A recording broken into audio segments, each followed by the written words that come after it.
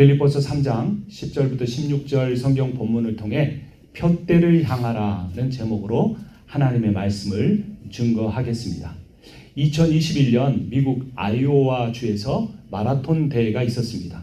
그런데 우승 후보자 2명이 실격 처리되는 해프닝이 벌어졌습니다. 레이스 중반까지 선두를 지키던 키벡과 사울로가 방향 전환 지점에서 코스를 벗어나고 말았습니다. 길을 잘못 인도한 코스 안내 자원봉사자들을 그들이 따라갔기 때문입니다. 이로 인해서 1, 2위가 탈락하고 3위로 달리던 타일러가 어부지리로 우승을 했습니다.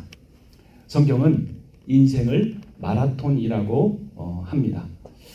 빌립보서 3장 12절 말씀 우리 함께 읽겠습니다. 내가 이미 얻었다 함도 아니요 온전히 이루었다 함도 아니라 오직 내가 그리스도 예수께 잡힌 바 된 그것을 잡으려고 달려가노라. 그것을 잡으려고 뭐 한다고요? 달려간다라는 겁니다. 여러분 2025년 힘차게 달려오셨죠? 잡으려고 달려간다는 표현은 이 신앙생활이 마라톤임을 알려줍니다. 신앙은 관람석 신앙이 아니라 트랙 위의 경주입니다.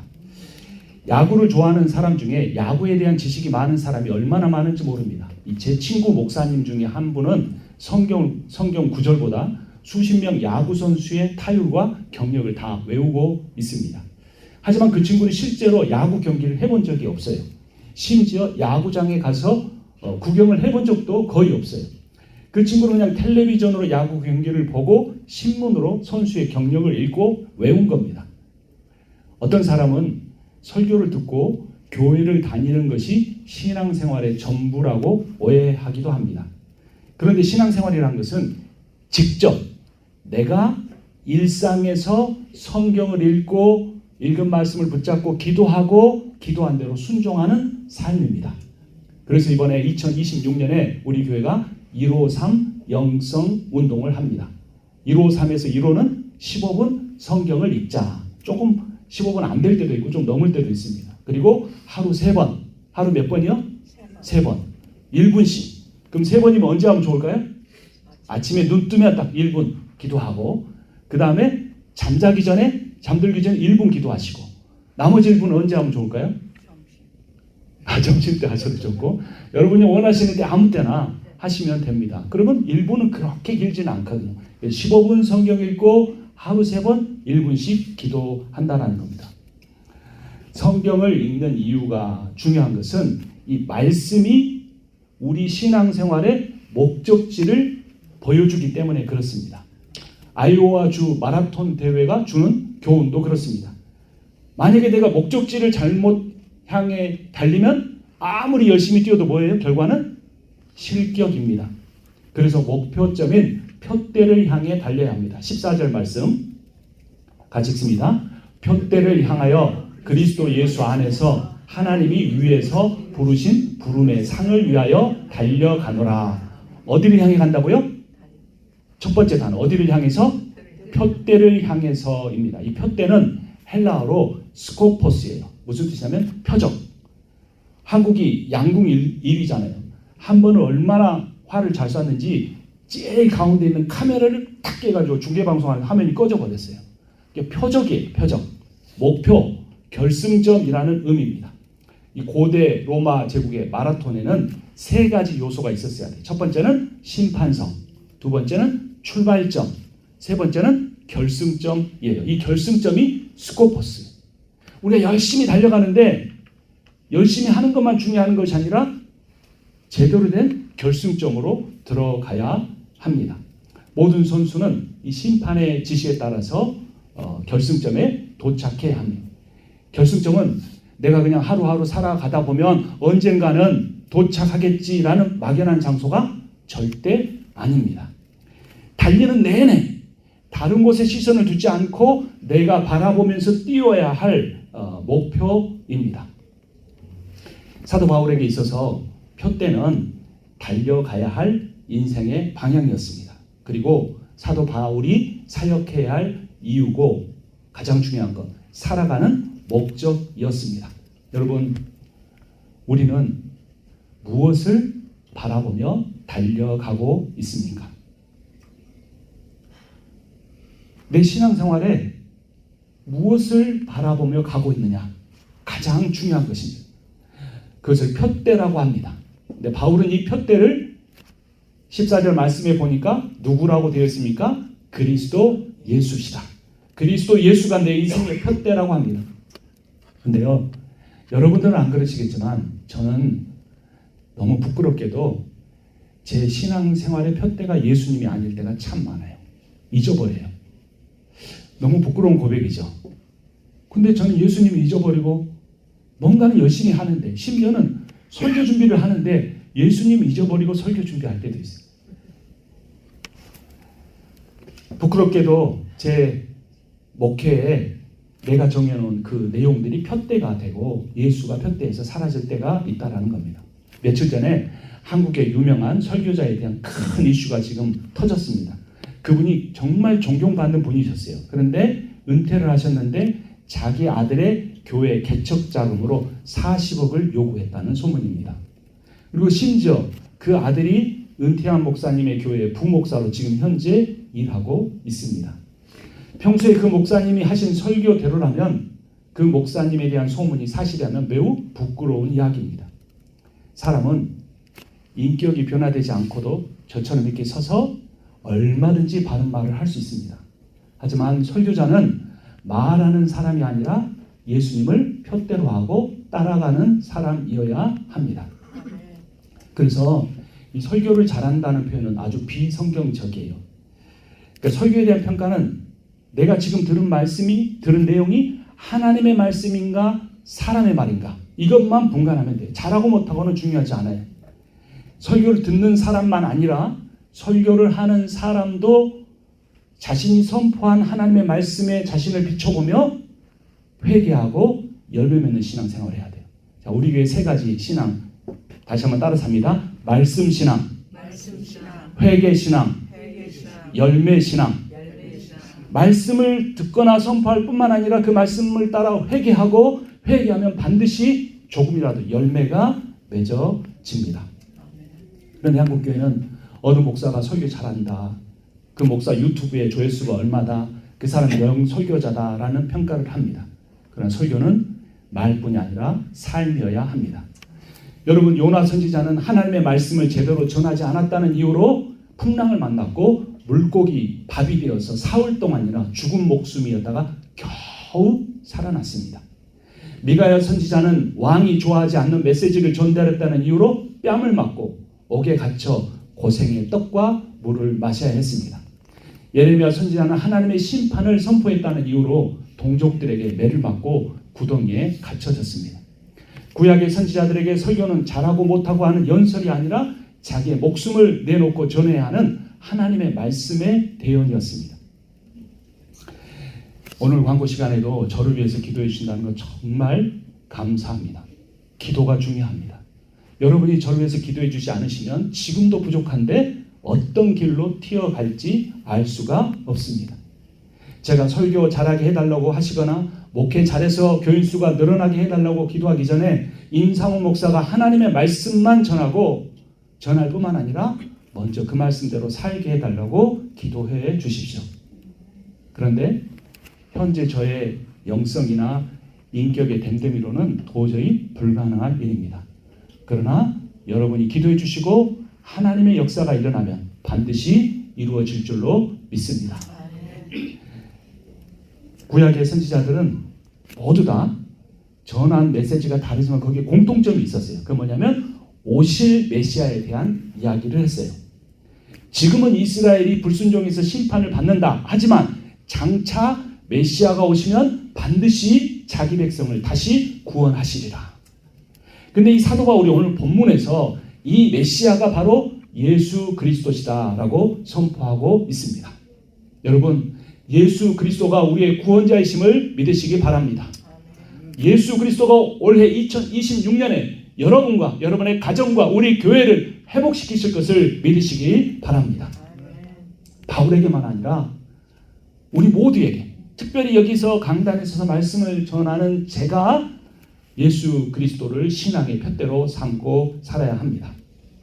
그런데 이렇게 예수를 푯대로 하고 신앙의 경주를 하는 바울에게 하나의 매우 중요한 원칙이 있었습니다. 그건 뭐냐면 과거의 것을 잊어버리고 미래만 바라보는 겁니다. 13절 말씀 우리 함께 읽습니다. 형제들아, 나는 아직 내가 잡은 줄로 여기지 아니하고 오직 한 일 뒤에 있는 것은 잊어버리고 앞에 있는 것을 잡으려고. 한 일 뒤에 있는 것은 뭘까요? 과거예요. 앞에 있는 것은 뭘까요? 미래예요. 과거란 예수 믿기 전에 바울이 자랑했던 옛삶이고, 미래란 예수 믿고 난 뒤에 바울이 추구하는 새로운 삶입니다. 그러니까 바울은 예수 믿기 전과 예수 믿은 후가 확실히 달라졌어요. 다메섹으로 가는 도중에 부활하신 예수 그리스도를 만난 뒤에 모든 것이 바뀌어졌습니다. 그전에는 바울이 어땠습니까? 교회와 예수 믿는 사람을 핍박했어요. 그런데 그 이후에는 그리스도인을 섬기고 그들을 위해 희생하고 헌신하는 사람이 되었습니다. 세상의 역사도 AD와 BC로 나뉘어집니다. 그 기준이 누구신가요? 바로 예수 그리스도십니다. BC는 Before Christ, 영어로 그리스도 이전이라는 뜻이고, AD는 Anno Domini, 라틴어로 주의 해 이후라는 뜻입니다. 여러분의 인생도 예수 그리스도를 만나신 뒤에 바뀌어졌습니까? 예수 그리스도를 믿고 내가 무엇이 달라졌는가를 점검해야 돼. 바뀌어진 것이 없으면 우리에게 뭐가 더 필요하다는 거예요?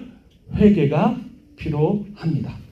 회개해야 바뀌어지고 열매를 맺습니다. 8절에 이 8절을 보면 사도 바울이 이전의 것을 어떻게 여기는지 나오는데 8절 말씀 같이 읽습니다. 또한 모든 것을 해로 여김은 내 주 그리스도 예수를 아는 지식이 가장 고상하기 때문이라. 내가 그를 위하여 모든 것을 잃어버리고 배설물로 여김은 그리스도를 얻고. 자, 바울이 예수 만나기 전에 있었던 모든 것을 뭘로 여겼다고요? 배설물. 배설물은 굉장히 고상한 표현이죠. 우리가 흔히 사용하는 표현으로 하면 뭡니까? 저는 강대상에 있으니까 말씀 못 드리지만 여러분들은 뭔지 아실 거예요. 그가 도대체 예수 믿기 전에 어떤 삶을 살았길래 예수 믿기 전의 삶은 다 배설물이다 이렇게 말을 했을까요? 그 내용을 한번 살펴보는데 5절 말씀 같이 봅니다. 나는 8일 만에 할례를 받고 이스라엘 족속이요 베냐민 지파요 히브리인 중에 히브리인이요 율법으로는 바리새인이요. 바울이 예수 만난 뒤로 배설물에 여기게 된 것은 바울의 죄가 아니라 바울 자신의 인간적인 의로움과 육체적인 자랑이었어요. 자, 8일 만에 뭘 받았다고요? 할례 받았다. 유대인에게 할례라는 것은 자신이 하나님의 언약 백성이라는 최고의 자랑이었어요. 특히 8일 만에라는 사실을 강조한 것은 그가 이방인 개종자가 아니라 뭐 할 때부터? 태어날 때부터 정통 신앙의 유대인 가문에서 태어났음을 자랑하는 것이요. 또 바울은 자기를 뭐라고 말합니까? 이스라엘 족속이다 라고 말합니다. 또 베냐민 지파라고 합니다. 이 베냐민 지파는 이스라엘의 첫 번째 왕인 사울을 배출했습니다.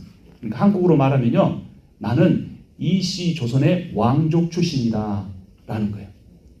아마 저희 할아버지 할머니는 그렇게 양반 가문은 아니었던 것 같아요. 여러분들은 아마 양반 가문일 수도 있는데 양반 중에서도 최고는 뭐예요? 왕족이잖아요. 그러니까 사도 바울이 그 왕족인 것을 이야기하고 있어요. 바울은 또 뭐라고 말합니까? 자신이 히브리인 중에 히브리인이다. 당시 많은 사람들이 이스라엘에서 떠나서 타국에서 살았어요. 이 사람들을 디아스포라라고 말을 합니다. 그래서 그 나라에 살면서 모국어를 잊어버려요.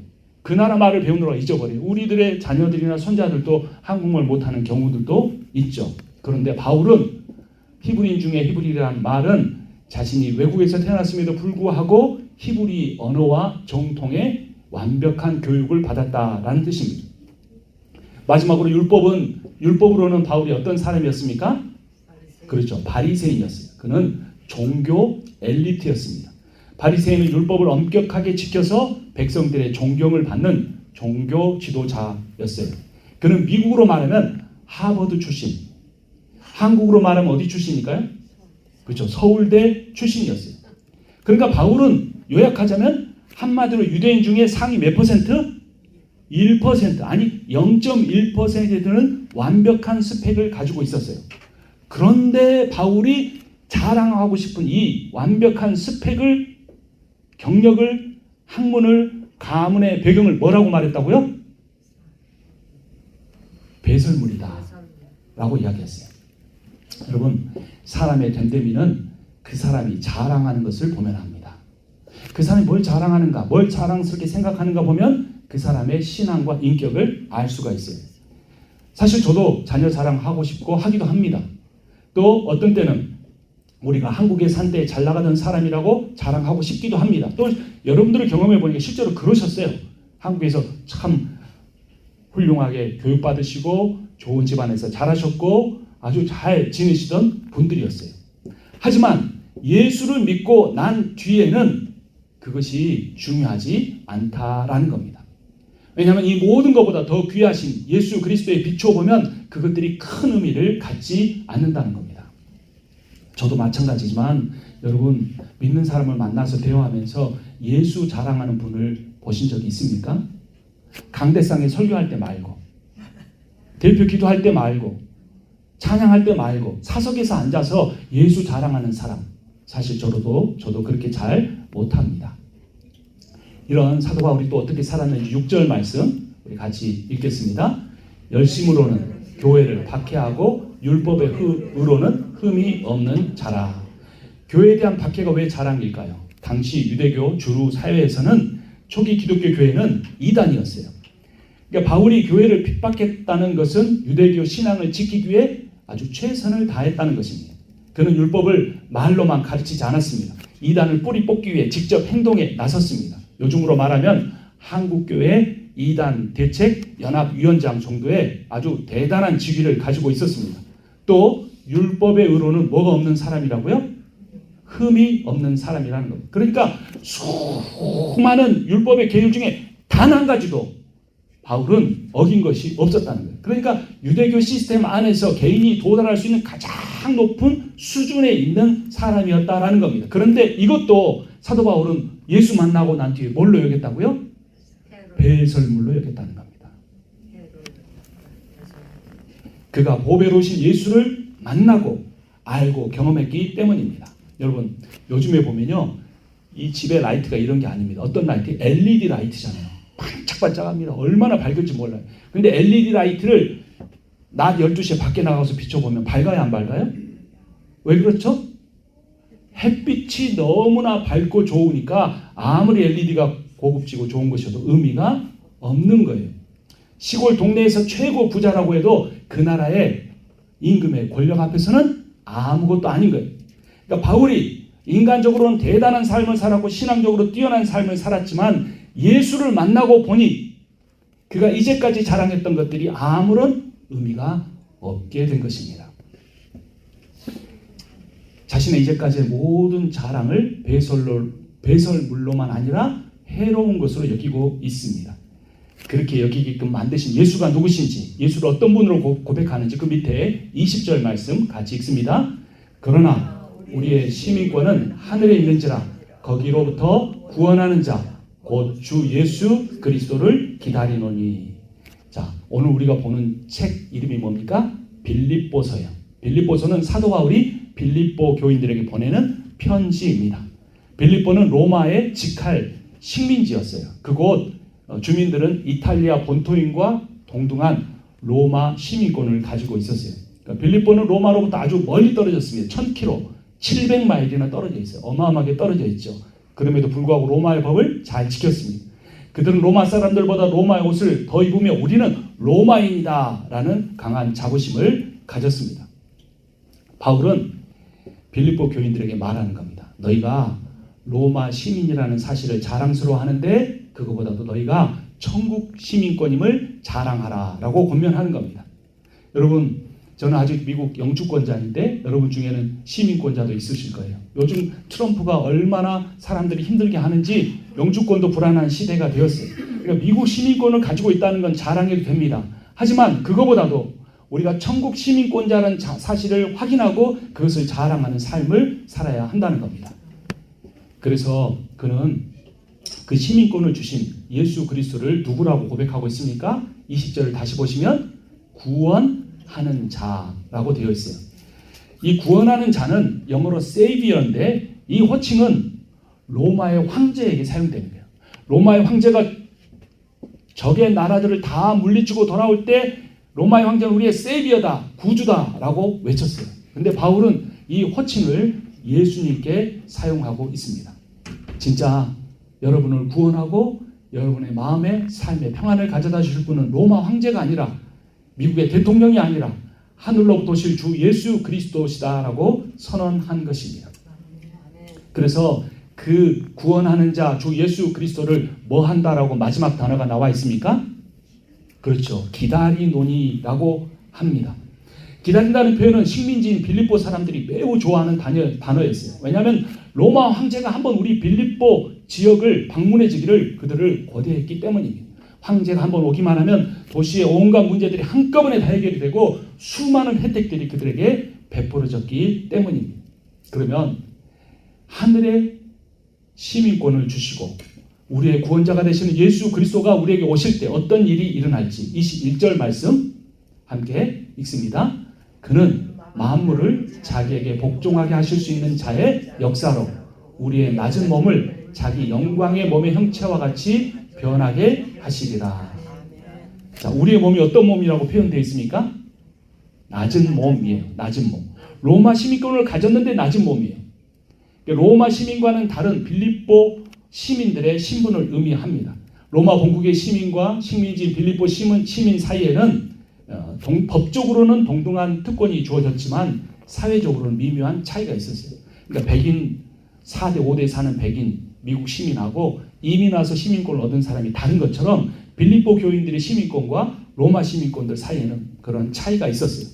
빌립보시는 퇴역한 군인들의 은퇴 거주지였습니다. 로마 본국의 엘리트들은 로마의 원로원이나 다른 중요한 직책을 맡을 수 있었지만 빌립보 시민들은 불가능했습니다. 그래서 빌립보 교인들은 이런 열등감을 감추기 위해서 로마인들보다 더 로마법을 지키려고 했습니다. 로마인들보다 더 자주 로마의 상징인 자주색 옷을 입었습니다. 로마에 멀리 떨어져 살아서 그 나라로 돌아가는 것은 더욱 힘들고 방문도 쉽지 않았습니다. 그러한 마음을 가지고 살아가는 빌립보 시민들에게 사도 바울은 여러분들이 사모해야 할 본국은 로마가 아니고 천국이다라고 말해주고 있습니다. 여러분, 우리는 이 말씀을 너무나 잘 이해할 수 있어요. 왜냐하면 우리는 너무나 멀리 떨어진 한국에서 그 고향 땅 고국을 떠나 이 미국 땅에서 살고 있기 때문입니다. 이민자에겐 신분 문제가 매우 중요합니다. 신분 문제가 해결되어도 언어가 해결되지 않고 문화가 다르고 음식이 다릅니다. 그래서 살기가 참 쉽지 않습니다. 그러나 여러분 잊지 마십시오. 우리에게는 미국 영주권이나 시민권과 비교할 수 없는 천국의 시민권이 있습니다. 미국의 시민권의 모든 권리보다도 천국 시민권이 갖는 권리와 특권이 훨씬 더 좋습니다. 천국의 시민권은 이 세상에서 가장 값지고 영광스러운 것입니다. 이 낮은 몸에 대해서 한번 다시 살펴보면 이 낮은 몸이란 말은 죄와 사망의 지배 아래 있는 비천하고 연약한 상태를 의미합니다. 그런데 그 몸을 어떻게 바꾸어 주신다고요? 영광의 몸의 형체로 바꾸어 주십니다. 이것은 부활하신 예수 그리스도의 몸의 영광과 같습니다. 낮은 몸을 가진 인간은 질병과 노화를 거쳐 결국은 죽음에 이릅니다. 하지만 부활의 영광의 몸을 가진 우리들은 예수 그리스도가 오시는 그날 영원히 늙지 않는 젊은 삶을 살게 될 것입니다. 주님이 오셔서 시작하는 새 세상에서는 병들지도 않고 죽지도 않습니다. 슬픔도 눈물도 고통도 없이 기쁨과 웃음과 행복만 영원할 것입니다.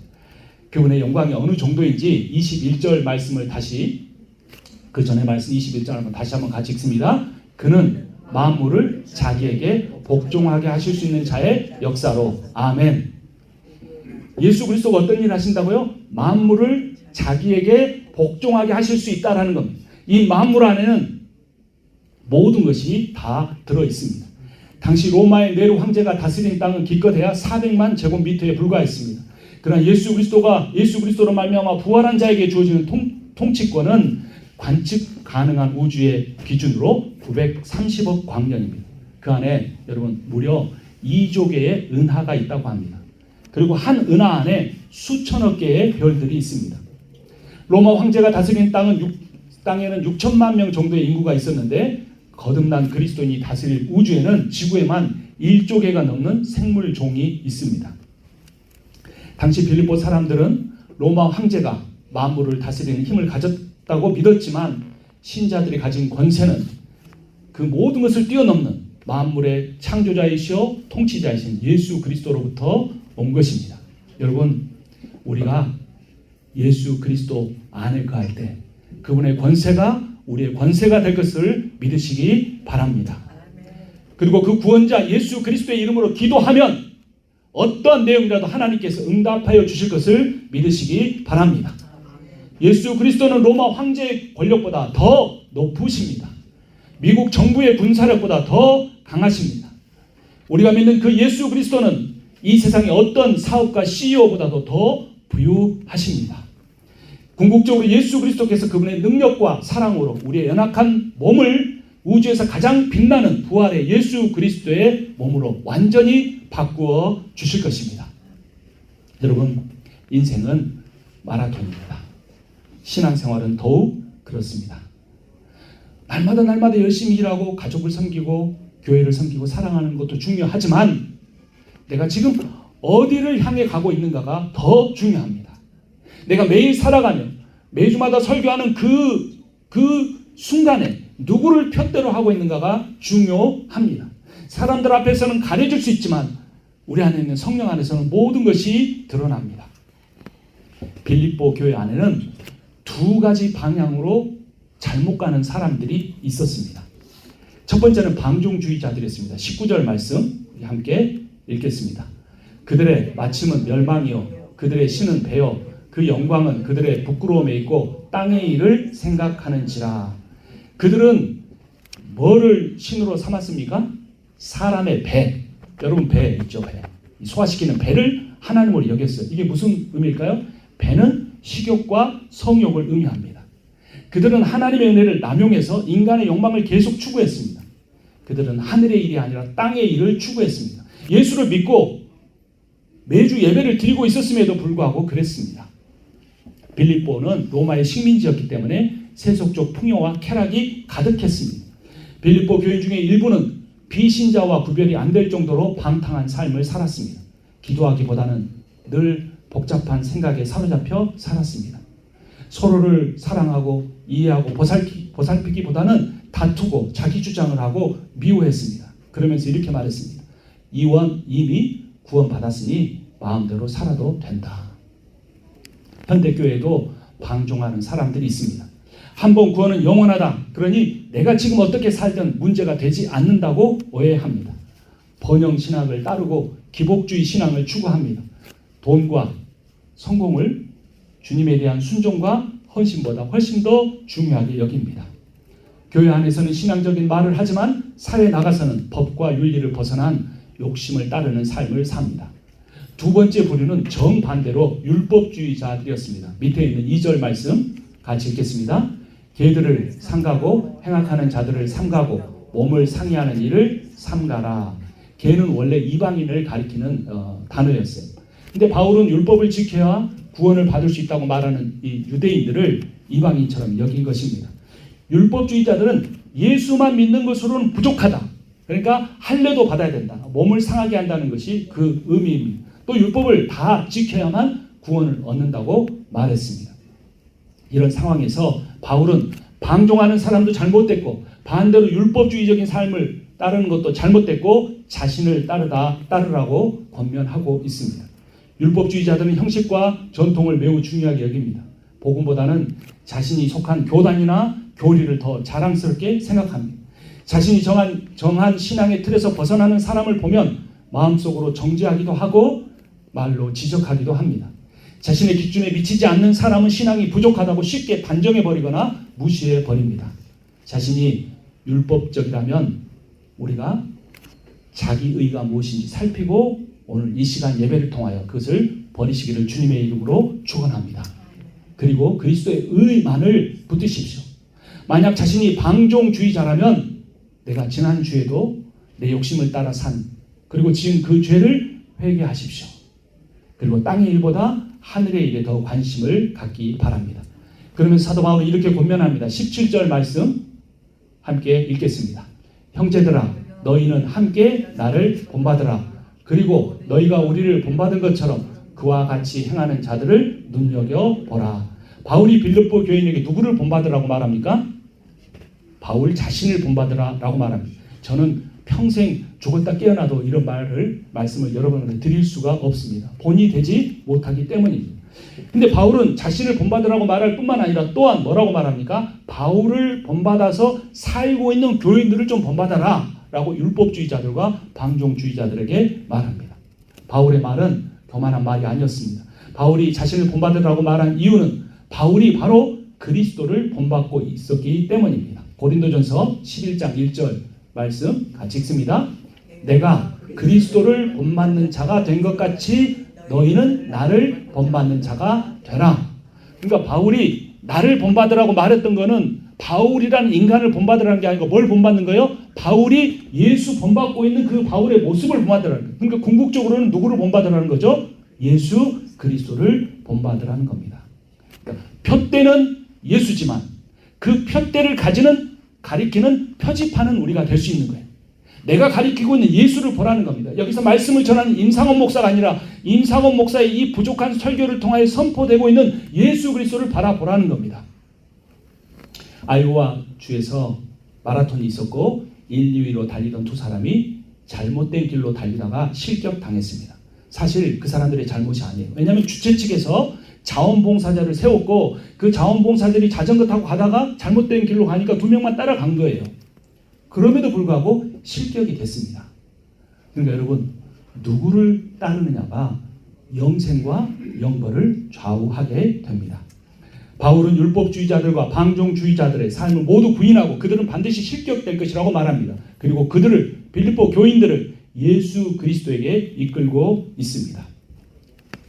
바울처럼 십자가의 사랑과 정의를 통해 율법을 완성하신 예수 그리스도를 푯대로 삼고 바라보시기를 주님의 이름으로 축원합니다. 예수를 푯대로 삼아야 그분을 푯대로 삼고 마라톤을 뛰어야 합니다. 인생은 마라톤입니다.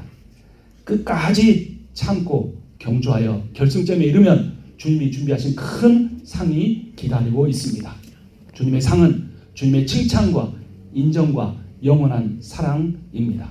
우리가 뛰어야 할 신앙의 마라톤 4가지 한번 따라서 오늘 말씀을 마치도록 하겠습니다. 예수를 알아가자. 예수와 동행하자. 예수를 사랑하자.